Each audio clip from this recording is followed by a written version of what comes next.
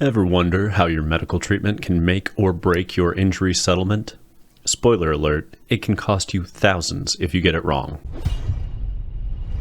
Generally, medical treatment is the most important thing in a personal injury case.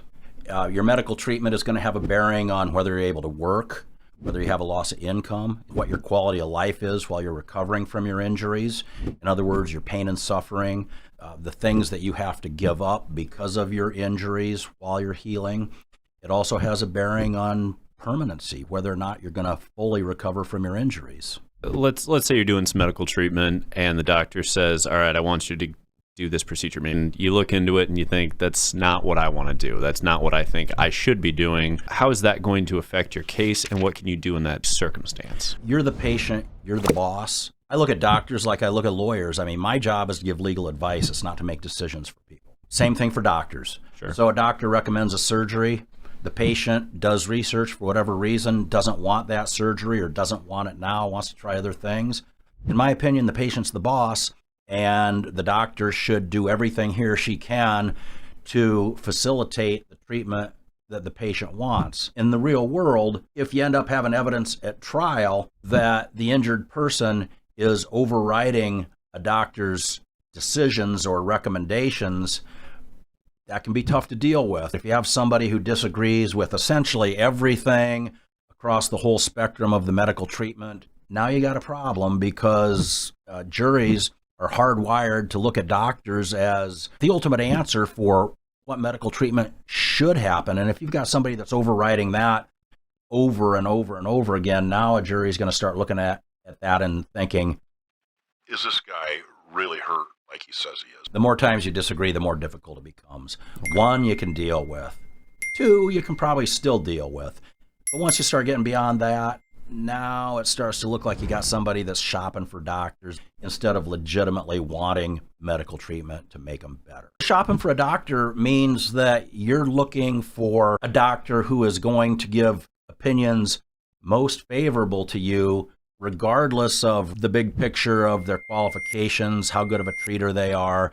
Your best treater may well be the most conservative doctor in the community once it comes time to start asking them opinions about the injuries, causation, permanency, that type of stuff. But that might be your best treating doctor. Whereas you might have a doctor that'll say anything, but they're not worth a shit when it comes to treatment. Yeah, you have your treatment plan and you start to miss it. Like, let's say it's physical therapy, right? And you miss your physical therapy appointments, other medical appointments. What does that mean for the case when you're not making your medical treatment appointments? It means you're hurting your case. I mean, what does that tell the average person when someone who says they're injured misses a bunch of medical appointments?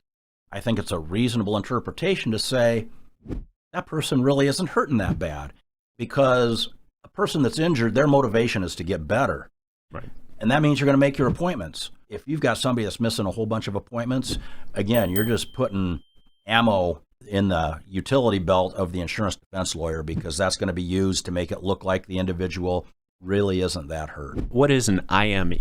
IME stands for Independent Medical Examination. That's where typically the lawyer for the injured person seeks out a doctor to give a comprehensive, thorough examination, a review of the records, basically a review of everything, to give opinions ranging from what caused the various injuries. Does the client or the patient need more treatment? If so, what?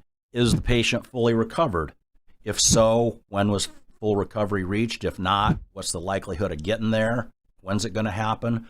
And what is their disability or impairment if they're not going to heal fully from their injuries? So essentially you have one doctor that is going to pull together records from all the other doctors, all the treatments you've done. Let's say you've had physical therapy here, you've had surgery there.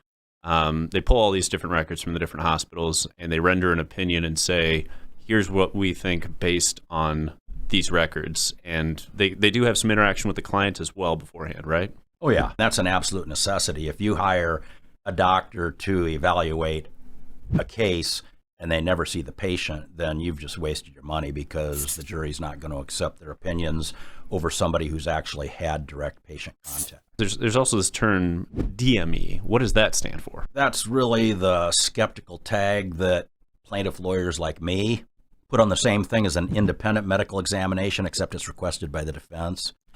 And the reason that I and a lot of people who think the same way I do call it a DME is because I'm not going to say that all defense medical examinations are doctors that are hardwired to give opinions that are unfavorable to the injured person, but way too many of them are. There are defense lawyers, and not all of them. There are a lot of really good defense lawyers out there, but there are those who will send somebody to a doctor with a known reputation for saying whatever you want them to say as long as you're paying the bill. And those are the doctors that work for the defense industry, and you really don't even need to see their report. You know what it's going to say. In a personal injury case, the defense lawyer or the defense insurance company has no right to tell the injured person where to go for their treatment, but they do have the right in most circumstances to have that injured person evaluated by somebody of their choosing. Good point.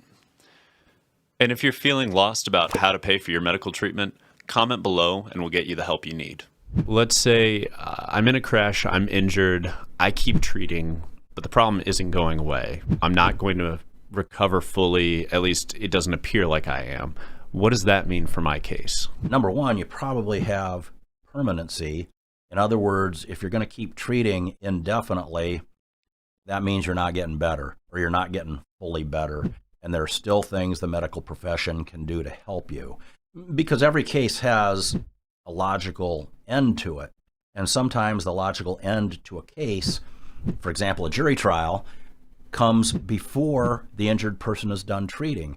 So now you got to start talking about future medical bills, and you got to have testimony from whatever doctors are going to continue treating your client, what the treatment's going to be, why they need to do it, what it's going to cost, how long it's going to last, those types of things. Are there scenarios where you continue the trial to allow for further treatment to see where it's going to pan out? That's a decision that I make with my clients after I've talked with the doctors involved. For example, let's say trial's coming up, the client's been treating regularly, but they've gotten to the point that they need another surgery. But after that surgery, they're probably going to be done with treatment after physical therapy and whatever follow-up care they need. In that case, I'm probably going to recommend to the client that we continue the trial, because we'd rather go to trial with the jury knowing that the surgery has happened and knowing what the results are, instead of telling them this is going to happen, because it just gives the jury something more to sink their teeth into. On the other hand, if it's a situation where the injured person is going to need continuing care for the indefinite future, you don't continue the trial for that. There's got to be an end game. If the person's going to keep treating for 5 years, you can't continue a case for 5 years. I mean, that's where you get the opinions of the treating doctor as to what the care is going to be, how long it's going to last, how much it's going to cost, etc. In this hypothetical, who pays for my treatment? I'm going to say 99 out of 100 times it's up to the injured party to figure out payment for the treatment. And that's because the insurance company for the other driver almost never pays for medical bills as the case goes along. Again, back to this hypothetical, my body's hurting, there's no further treatment recommended. Are there options when, we have a scenario where a doctor says, no, we're not going to recommend any further treatment, and I'm sitting here with back pain? So somebody who still has pain and the doctor says, that's all the treatment I can give you that's going to be helpful to you, that means that that person has reached what's known as maximum medical improvement. A doctor could keep treating them, but it's not going to do any good. If the person's still having pain and legitimately they've exhausted their medical treatment options, that means that they probably have permanent impairment. It's something they're going to have to live with. So what about in scenarios where you look for something like decompression, where it's not covered by insurance, but it has been shown to help, it is FDA approved at this point, and the average doctor is not going to recommend or even know about it necessarily? You mentioned decompression as your example, and for people who don't know what decompression is, it's a procedure usually on a repetitive basis over several weeks, where a doctor straps you into this special bed and they gently pull your spine apart. I know that sounds terrible, but the concept is the injured discs are going to gradually, with repeat treatment like this, go back into the spaces they're supposed to be in between vertebrae, and eventually it should solve your problem. So the key is having a doctor who can explain it adequately, explain why it was necessary, explain the benefits of it, and hopefully you can have a client who can testify that, yes, indeed, that treatment did help them. Let's say your insurance is just flat out refusing to pay for treatment that you believe is necessary, especially for the development of your case. What do you do in that scenario? Every health insurance company has an appeal process where if they're rejecting some kind of treatment that's been recommended and you disagree with them, you can appeal their decision. As a lawyer, I can get involved in that type of thing for my clients and show the health insurance company the doctor has recommended this treatment. The doctor has said this treatment's going to be beneficial. You, health insurance company, need to agree to let this treatment happen. And without some reasonable cause or excuse, that health insurance company could be exposed to bad faith for its denial of those expenses. What's the craziest case you've had in your 30 plus years as a personal injury attorney? I don't know if I'd say crazy, but I'll say the most difficult. I represented a young man, motorcyclist, and he was involved in an intersection collision where a vehicle turned left in front of him. Sounds pretty simple, right? Yeah, lethal left. Well, except guess what? The police cited my client for making an improper turn. There were two lay witnesses who were driving cars the same direction as my client was driving his motorcycle, who said he weaved in and out of them and he was going too fast and the crash was his fault. Oh, wow. And kind of to my surprise, the judge let them testify their opinions as to my client's fault. And then to make matters worse, the guy that turned left in front of him, he was just coming from a Bible study class. Oh, no. And he said the light for the motorcyclist was red and the light that he had was green. So we had our work cut out for us, but through, for example, going to the city office that's in charge of the lighting systems and a number of other methods we undertook, we were eventually able to undercut all of that testimony, show that the light for my client was actually green, that the light had changed for the driver that turned left in front of him.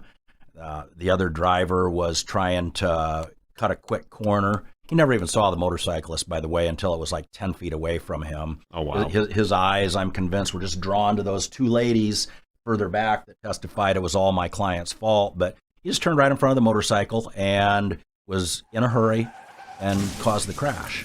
And fortunately, despite all that horrible, terrible, very bad evidence, we were able to show the jury logically what really happened, and they did see through it and entered a nice six-figure verdict for my client. Nice.